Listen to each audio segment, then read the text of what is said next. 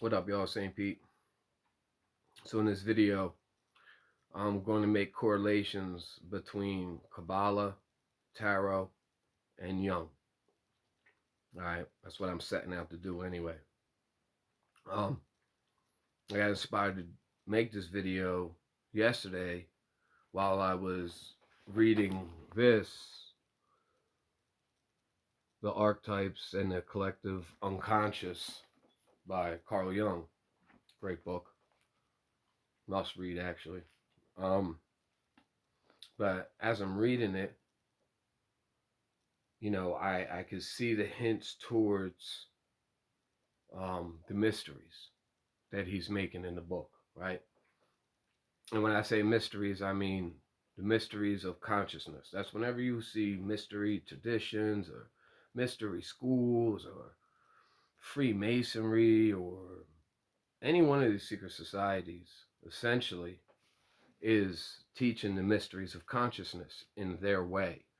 All right, it's been done since primitive man has been um, making references to the internal world using the external world. And Jung goes through that and shows you that. So I'm reading that, and I study Kabbalah and Tarot, and I'm like, damn, this is crazy. Like, it's all in Kabbalah and Tarot. Now I'm thinking like, damn, if like I didn't know Kabbalah and Tarot, this wouldn't be as gripping for me, in my opinion. In my opinion, while I'm reading this, because I'm familiar with Kabbalah and Tarot, I'm just like, whoa, it's mind melting. Like I could see the correlations. So, and just so we're on the same page with tarot, I'm not talking about divination. I'm not talking about using tarot to try and predict the future, because that's really it's really not what it was about. I mean, you can use it, but it's like a lesser. It's not really the main thing tarot was intended for. So tarot comes from the goddess Tara. That's where we get tarot, the ancient goddess Tara. We Tarot is the book of truth. It's the book of the goddess. It's the sacred feminine, right? It relates to the generative principle. What generates, right? That's where you see the G in Freemasonry. You're dealing with the generative principle. That's, symbols can be interpreted in different ways. Symbols have different meanings depending on your level of consciousness. The symbol will mean more. The higher you go up in consciousness, um, you know, the symbol changes as you move up in consciousness, right? But essentially, that G is the generative principle, and you see in that Freemason compass and square, you'll see that square that's base consciousness. Um, Base consciousness being in like right angles, stuff that isn't found in nature. You have the G, which is the generative principle, and then you have the compass, which is our higher nature, higher consciousness. So the whole mysteries is raising consciousness, right? That's really what it's all about, raising out of the base carnal desires, moving into higher levels of consciousness, which just essentially means like care, generosity, compassion, empathy. These are higher levels of consciousness. That's all it means. It's real simple, right? When you put it like that. Um, Tarot is the nature of creation. Creation has been seen as a feminine force because the universe came out of the void or nothingness, like babies come out of a mother's womb, right? So, the stars in the solar systems come out of the cosmic mother that life inhabits. The tarot cards must be considered complete hieroglyphs, each representing a distinct principle. law, power, or element in nature. They represent the structure of philosophy. Lowest in consciousness, moving up from there, right? Same thing with Cabala, which is simply, this is what Cabala is. This is the tree of life. Moving up from Malkuth, this would be, this is the base consciousness. This is the world we live in, where we're just concerned about worldly things, and we rise up in consciousness until we get to becoming getting closer and closer back, being united with the one, right? Because essentially at the highest levels everything is one, right? So you have in Kabbalah you have the masculine principle, you have the masculine principle and the feminine principle. um Boaz in Freemasonry is the dark pillar. These are feminine, which means internal, right? That's all feminine means. It's like indwelling, our emotions, stuff that's happening inside of us. Masculine is simply what's happening in the 3D world. That's masculine. Action is masculine. Feminine is emotional, indwelling, right? So, and everything correlates with this. This is the occult. Essentially, the occult is all of these different traditions, whether it's Kabbalah, and then you can see how Kabbalah aligns with, our chakras, and planets. Everything is corresponds. That's the natural law principle of correspondence. Everything corresponds with each other, right? Nietzsche said that, if you're still experiencing the stars and planets as something above, you don't have knowledge. And that's essentially knowledge of self. And that's what, tarot, Kabbalah are giving knowledge of self, right? So tarot works in conjunction with Kabbalah to really understand Kabbalah. You need to have tarot in conjunction with it. So the major arcana, which is the 22 trump cards, they're the cards that were taken out of the playing deck, and which removes that fifth principle of spirit, because that's what the major arcana is, the fifth principle of spirit, which gets rid of the quintessence of the deck. It makes it profane, and people just use the playing cards for playing games, right? So the tarot cards correspond with the playing cards, right? That's where it comes from. The playing cards come from the tarot deck. So the tarot deck, the major arcana, the part of the deck that was taken out, right? That correlates, them 22 cards correlate with different spheres in the Kabbalah. You can place each one of the tarot cards in one of the spheres, and it tells a story. That's essentially what it's doing. It's telling you a story of, you know, rising from base conscious, rising up. All right. And that's essentially what it's all about. Okay. It is basically, you know, an allegory for raising consciousness.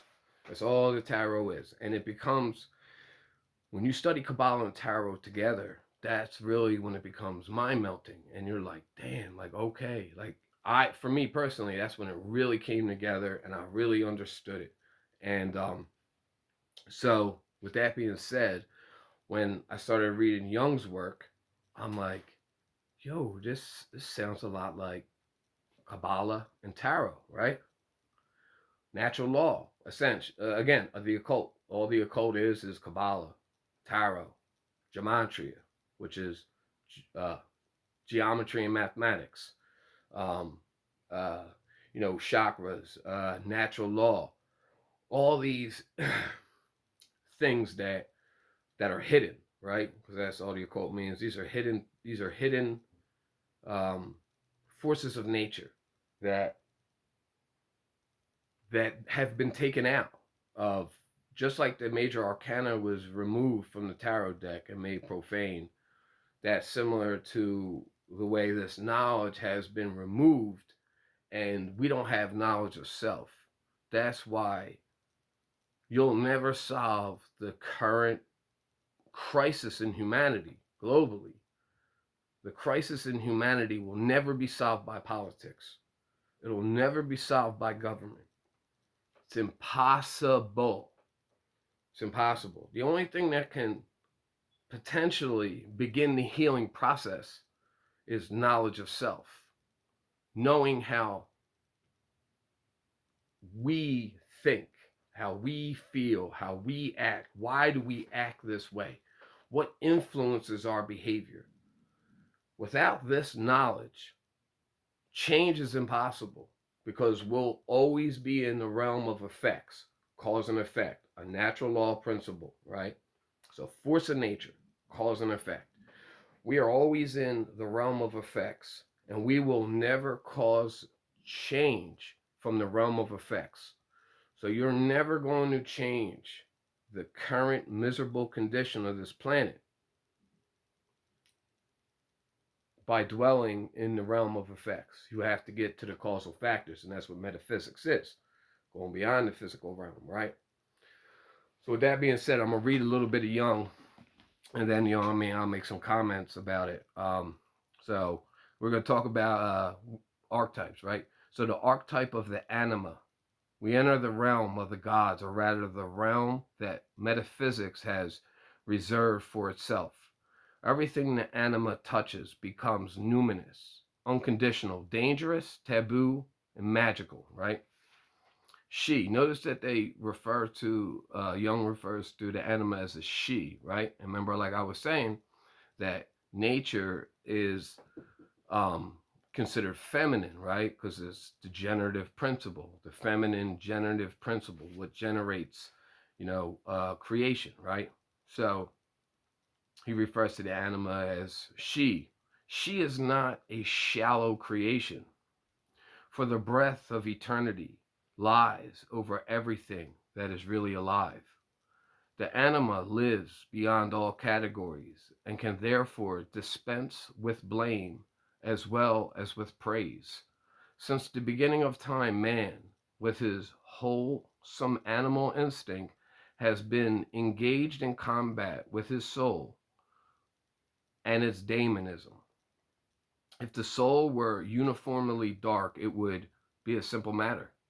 Unfortunately, this is not so, for the anima can appear also as an angel of light. So, what he's just saying right there is that, since the beginning of time, man's been in combat with his animal instinct and his soul. Again, lower consciousness, right? That's what, Freemasonry talks about higher mabith. Higher mabith is higher consciousness, right? It's all about raising up to higher consciousness. That's what this is all about. This is all happening internally, right? And the external world is just a reflection of the internal world. So there's no point of really dwelling on external things, because we really need to get to the causal factors. We need to get to the internal to really, understand how we can change this, right? So, in dealing with the shadow, because he ties the shadow to the anima as well, right? In dealing with the shadow or anima, it is not sufficient just to know about these concepts and to reflect on them, nor can we ever experience their content by feeling our way into them or by appropriating other people's feelings. It is no use at all to learn a list of archetypes by heart. Archetypes are complexes of experience that come upon us like fate, and their effects are felt in our most personal life. The anima no longer crosses our path as a goddess, but it may be as an intimately personal misadventure, or perhaps our best venture, right? And that's all if you're in accordance with natural law, right? Because that's what natural law is. Natural law is a set of forces that, if we're in accordance with natural law, we can alleviate suffering, right? And that's, we got the goddess. We got the goddess. When we alleviate the suffering by aligning our thoughts, emotions, and behaviors in accordance with natural law, we will have the goddess. But if we choose to go against natural law, like the devil card in the tarot represents going against natural law, right? Then we're going to have suffering, right? It's as simple as that. When, for instance, a highly esteemed professor in his 70s abandons his family and runs off with a young red-headed actress, so we gotta be a redhead, right? We know that the gods have claimed another victim. This is how demonic power reveals itself to us. Until not so long ago, it would have been an easy matter to do away with the young woman as a witch. In my experience, there are very many people of intelligence and education who have no trouble in grasping the idea of the anima and her relative autonomy, and can also understand the phenomenology of the animus in woman. And phenomenology is the study of consciousness and objects of direct experience, right? Psychologists have more difficulties to overcome in this respect, probably because they are under no compulsion to grapple with the complex facts peculiar to the psychology of the unconscious. If they are doctors as well, their somato psychological thinking gets in the way, right? That's the scientism. That's being, so we have our right brain and our left brain, right? Okay? When we get trapped in this left brain, the analytical, the mathematical part of our brain, when we get trapped in that, we can't see, we can only see that which we can measure with our instruments. And if we can't measure it with our instruments, it doesn't exist. And that's where you see science today. Science is like, well, we can't measure it, then, it's not real. Spirit's not real. We can't measure it with our stupid little devices. So, it's not real. So the doctors have a hard time, scientists have a hard time understanding this because they don't have a holistic view. Now, that's what the right brain comes into effect. The right brain, is our feminine side, or our creative side, and this is the part of the brain, right, that resonates with the Cabala and with the tarot. So when you have the Cabala and the tarot, you have that knowledge in your right brain swirling around, and then you got the knowledge on your left brain of science and the other things, mathematics and all that. It's about bringing them together. That's what it's all about. That's what this is all about. This is all about bringing together the hemispheres of our brain, and therefore now we've achieved balance internally, right? And that's what all the symbolism tells us, right? That's what the yin and the yang is telling us. That's telling, what I'm saying, we're bringing together the masculine and the feminine and bringing it together. It's like the Star of David, or better known as the Seal of Solomon, where you have the sticking up, you have the triangle sticking up, that's the masculine, and then you have the triangle sticking down, that's the feminine. And when you interlace them, you have masculine and feminine, and in the middle there should be a heart, because that's the heart. So if you were to take that Star David and lay it over and have the heart in the middle, you would see you're bringing together the earthly and the spiritual, with the heart, having the heart, being that which is doing the thinking, instead of leaving it up to the intellect, which we have gone down this road for so long. Oh, it's all about intellect. Who's the smartest? Who's the smartest, right? But just because you're the smartest don't mean you are the best, right? And that's what a lot of the symbolism as well will tell you, how spirit fell. Spirit fell and fell down and was replaced by Lucifer, which is the intellect, and the intellect took the spot of spirit, basically saying that, the heart has been denied access to our actions, and we are using our intellect and, basing everything off of our intellect, which It's not a holistic way of, you know, interpreting anything. You can't just interpret things from one hemisphere of the brain. I mean, and then the problem is if you don't have any left brain, it's not that the left brain's bad or the right brain's better. It's not even a matter of that. See, that's what you got to understand too. It's all about, in moderation, everything in moderation, right? So it's about having the right brain and the left brain working together, right? So for the people that are right brain dominant, they're imbalanced in their right brain. They say, oh, everything's predestined. God already wrote everything. They're such religious fanatics, right? Their right brain is so God has predestined everything. There's no free will. God is already predestined.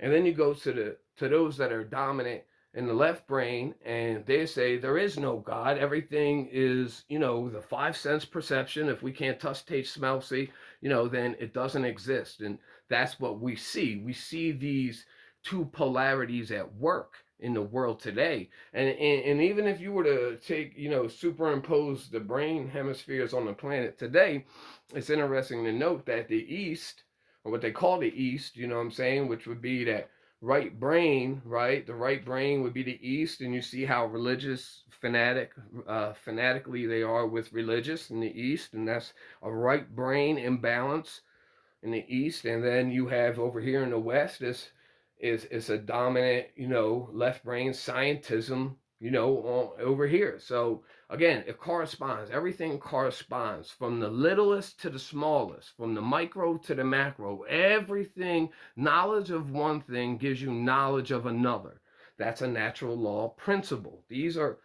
So when you hear him talk about like principles and natural law, they're the hermetic principles, the 7 hermetic principles, right? That's natural law, all right? So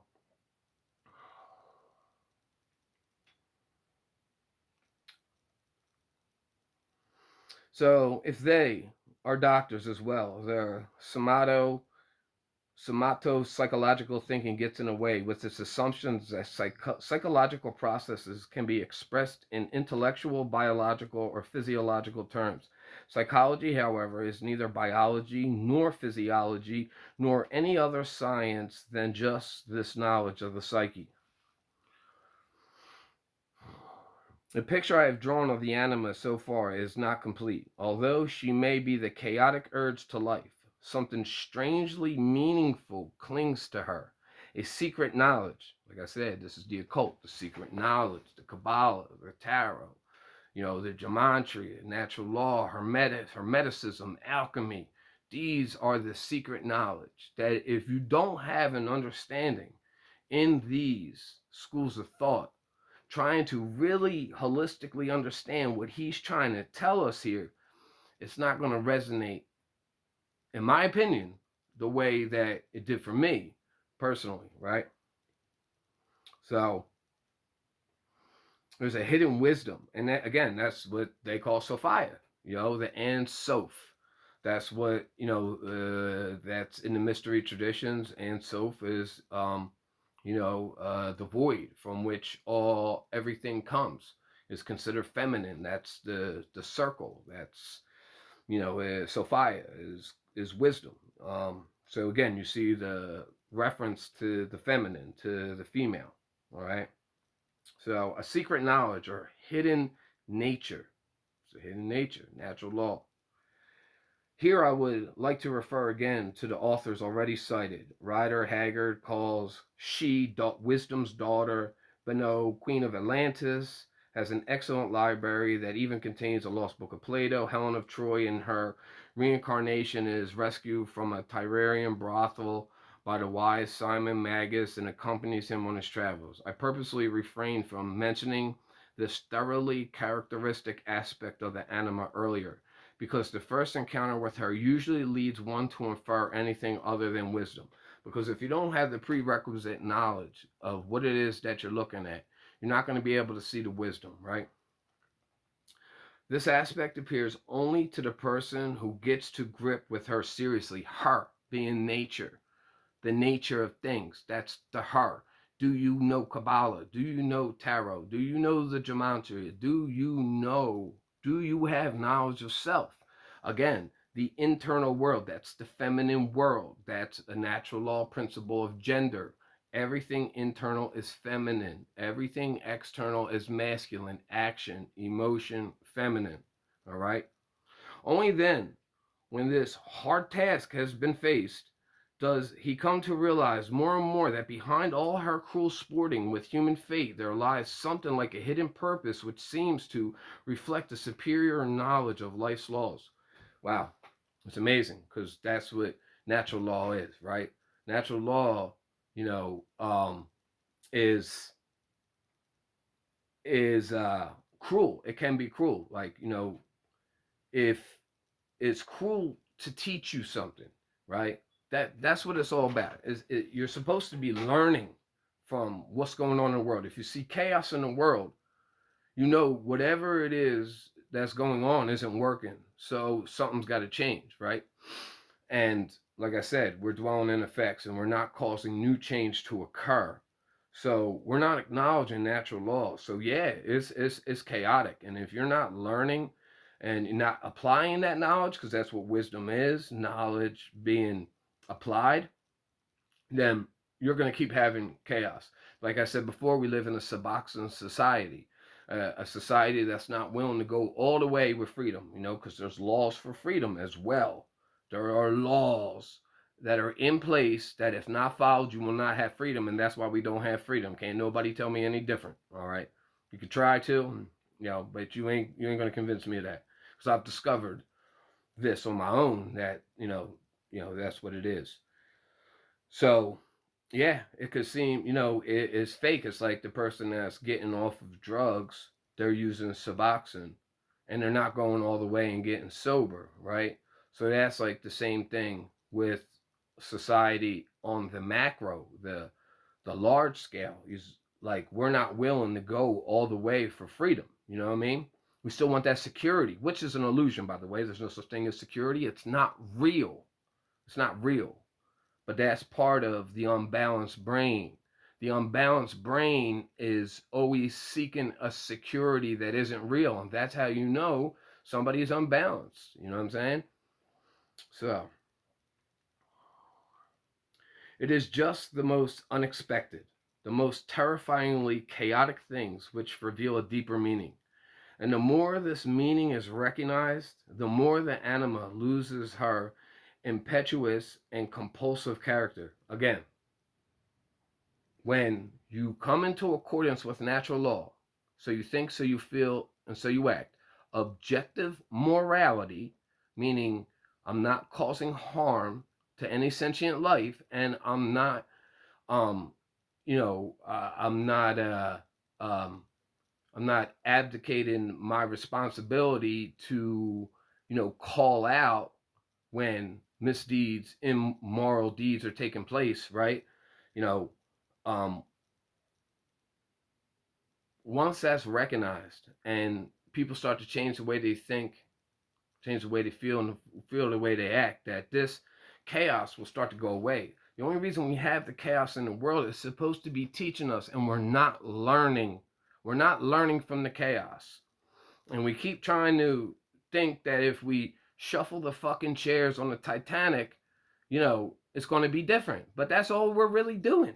That's all we're really doing by not addressing the causal factors of why the chaos is taking place. And what is the chaos? The wars, people who think they're fucking gods in this fucking planet, who think that they have the right to use violence to enforce their ideas. Look, bro, if you need to use violence to enforce your ideas suck. Period. Fuck your ideas, okay? Fuck your ideas if you need violence or coercion, the threat of violence. So as long as we live in a world where people use threats of violence to enforce their ideas, there is no freedom. There is no freedom when you are being threatened to do things, being thrown in a cage by people that dress in costumes that are going to come to your house. and throw you in a fucking cage because, you don't like their idea. That's not freedom. We don't have freedom. So you can keep telling yourself that. You can keep telling yourself that you have freedom, just like the person on Suboxone is telling himself that he's sober. You're you're in the same fucking boat. You're in the same fucking boat. You don't have freedom. You know what I'm saying? You might have internal freedom, but I even doubt that. If you don't know this esoteric shit, you don't know this. You don't have knowledge of self. You don't have internal freedom either, brother. You don't got internal freedom, and none of us got any kind of external freedom because that requires there to be a number of people who think in this way of balance, who weigh their actions against natural law. Okay, that's what's required. Um, an amount of people thinking in that way for us to have the external manifestation of it. And because most people are self-serving, selfish fucking pricks who are trapped in the left brain dominator, because that's where the dominators come in. They're left brain imbalanced. They think that they could just run around and fucking lock people up, fuck people up. They just dominate everyone, right? You got them motherfuckers, and then you got the right brain motherfuckers who were just slaves, who were just like, oh no, it's okay, we have to do it. What if this? What if this? What if this? You're a fucking slave, right? So if you think it's okay for people to just fuck people up and enforce and use violence to enforce their ideas, you're a right brain imbalanced motherfucker. And if you are in a left brain where you think you could just fuck people up that don't agree with you or agree with your massa, because that's who you really work for, little boys and girls. You work, you enforce, you're killing your own species, for these fucking dark occultists. But it's a whole nother story. Okay. So the more that we fall, more that we come the more we come into natural law, this chaos starts to go away. That's what he's saying right here. That's how I interpret it. Remember, nobody told me this. This is my interpretation of it. So maybe I'm wrong. Maybe I don't know. But based on what I know, and I'm applying it to what I read, this is where I feel this is where he's going with it, right? So it is just the most unexpected, the most terrifyingly chaotic things which reveal a deeper meaning, and like I just explained. And the more this meaning is recognized, the more the anima loses her compulsive character. Gradually, breakwaters are built against the surging of chaos, and the meaningful divides itself from the meaningless. When sense and nonsense are no longer identical, the force of chaos is weakened by their subtraction, meaning the meaningful and the meaningless divide themselves. When you people stop believing in government, when you think it's meaningful to go and petition to fucking people and beg them, oh, please, I'm a protest. Just beat me 2 days a week, massa. I don't want to be beat every day. Just beat me a couple days. They still want government, though. And that's what you're going to get with government. You're going to get beat. You're going to get your ass beat, right? That's what's going to happen. And that's what people, the meaningful from the meaningless. Know what's meaningful? Knowledge of self. Knowledge of self is what's going to bring peace. Not fucking government. Government will never bring peace in this world. Mark my word. That is an absolute, and I know your fucking ego is going to have a problem dealing with it because the ego has a problem dealing with absolutes. But that is an absolute. As long as there is external government ruling over the people who have no internal monarchy, no internal government, no knowledge of self, no kingdom of self. They do not reign in their kingdom of self. We are going to have this miserable condition of wars, poverty, starving, all the fucked up shit, all the technology that gets held back. You people really don't understand. I got people who try to, I'm like, dude, you realize that like driving a fucking car on a combustional engine is like arcane? Like, do you realize using fucking gas and oil? Like, that shit was figured out fucking years ago. They got inventions that the car could run for 1,000,000 miles on water. You know, I'm exaggerating, but you know what I mean. Like, there's been technology. It's been so suppressed. It's been so suppressed by these same people, you know what I mean, that have mind fucked us into believing that we need them. You know, this is the position that we are in, right? The meaningful. Stop voting, man. Your vote don't count, bro. You really think a president is going to fucking change the world and make your life better? Knowledge itself will teach you that it will have you separate the meaningful from the meaningless, like he just said. When sense and nonsense are no longer identical, when people aren't worried about Will Smith smacking Chris Tucker, that's nonsense.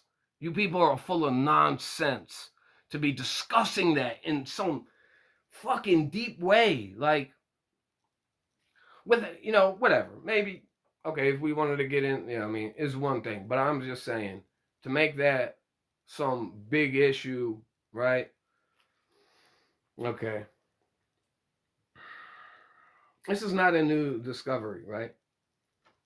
It's not a new discovery in the realm of medical psychology, but the age old truth that out of the richness of a man's experience there comes a teaching which the Father can pass on to the Son. The elfin nature, wisdom, and folly appear as one and the same, as like the Fool card in tarot, right?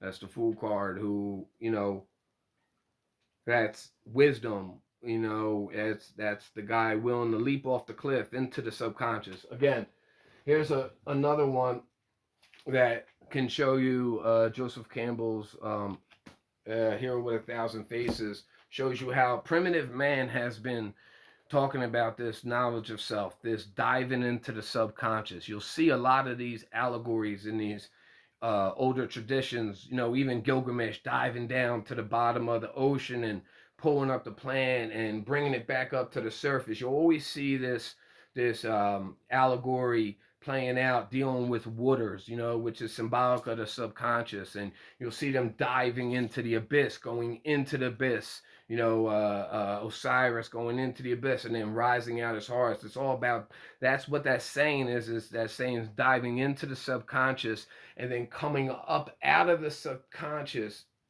to the conscious mind, right? Bringing that which is within out, right? As the Gnostic Gospel says. If you don't bring that which is within out, that which is within will destroy you. And that's what this idea is, this hero's journey is, this Cabala is, this tarot is. It's all the same shit, bro. It's all the same shit in all the traditions. And Joseph Campbell lays it all out. It's all the same shit. It's all about knowledge of self. That's it. Diving into the subconscious, pulling out of the subconscious that which is necessary, integrating the conscious and the subconscious. So we're not being ruled from a place of darkness, from our shadows, because that's the shadows are just things that don't have light shined on them, right? That's why it's dark, because no light is being shined on them. So, okay, the elfin nature, wisdom, and folly appear as one and the same, and they are one and the same as long as they are acted out by the anima. Life is crazy and meaningful at once, and when we do not laugh over the one aspect and speculate about the other, life exceedingly drab. Life is exceedingly drab, and everything is reduced to the littlest scale, like money. Everything is reduced to how much money you make. How much money do you make? Oh, you're a piece of shit. Oh, you don't make a lot of money? Oh, you're a piece of shit. You know what I mean? The littlest scale, the most insignificant scale. There is then little sense and little nonsense either. When you come to think about it, nothing has any meaning. For when there was nobody to think, there was nobody to interpret what happened. Interpretations are only for those who don't understand. It is only the things we don't understand that have any meaning. I'll repeat that. It's only the things we don't understand that have any meaning. Man woke up in a world he did not understand. And that is why he tries to interpret it. So, I don't want to make this too long. So, I'm going to stop that right there. Let that sink in. And, yeah, man, questions or comments, holler at your boy. But yeah, that's some deep shit, man. And, make sure I got everything in here. Okay, so, yeah. So, let that simmer. And, we'll do another one soon. All right. Enjoy your day. St. Peter, I'm out. Peace.